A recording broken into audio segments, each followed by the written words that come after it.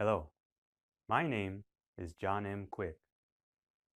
I went on a quest so we could find out what are the best evidence-based ways to tell stories that inspire, influence, and transform our audiences.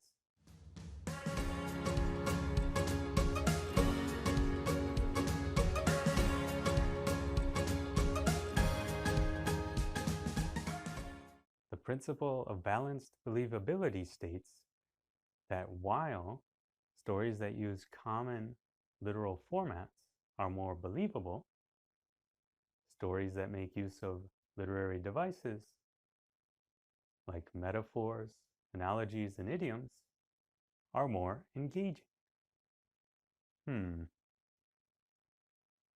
Now we have a little bit of a conundrum that every storyteller has to face.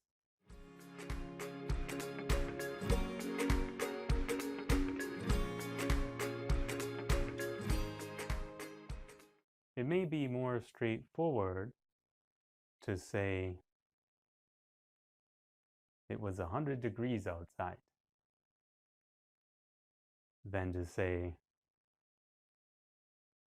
it was so hot that I saw the steam lines waving off the road and felt the sweat droplets dropping from the end of my chin.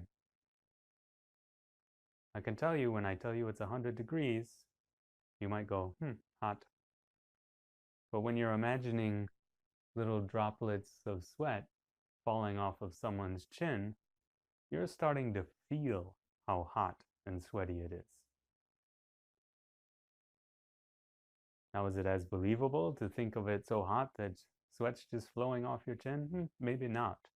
But it's definitely more engaging, which means you'll be drawn in to the story more, and you will be more likely to remember that description.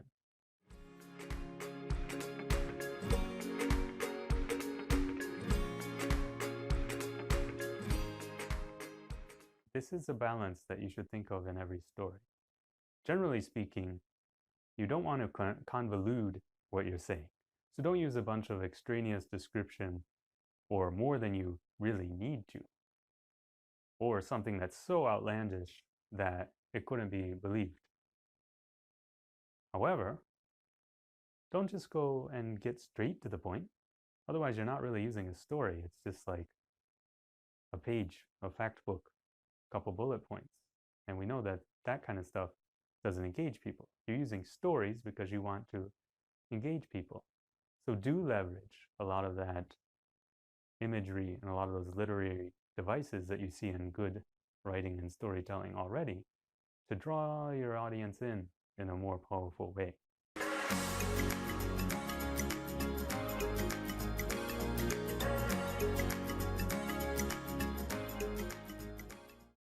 I was standing on the subway train in Singapore. Over yonder, I spied an accessible seat which had a teenager sitting in it.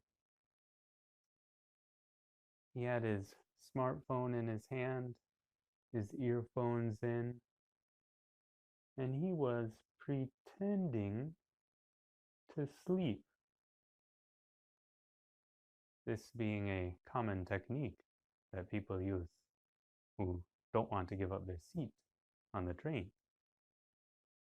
In walks in, painfully lumbering like a giant, a very pregnant woman. She walks up to the teenager in the accessible seat. She sucks it in a little bit. Pop! Right in the face. That's what you get for sitting and pretending to sleep in the accessible seat.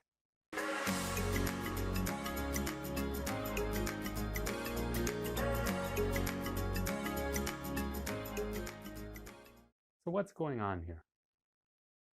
If I would have told the story in a more straightforward, literal way, probably at the point where the lady walks up, she would silently stare at him or glare at him until hopefully he would give up the seat. But that doesn't make for a very engaging story, does it? And it probably would make it less likely for you to take away any special point from that story. It'd be like, why are you describing your ride on the subway to me? However, when I have the part where the boy gets popped in the face, well, now the point is a little bit more powerful. It kind of pops you in the face.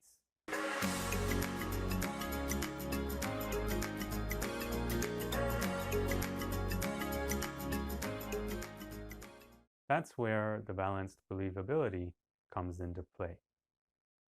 Don't just tell your stories completely literal, but preserve the message and deliver it in a high impact way. Use idioms, use colorful language, use imagery, use metaphors, use analogies, use anything that you have at your disposal from the literary world to make it happen.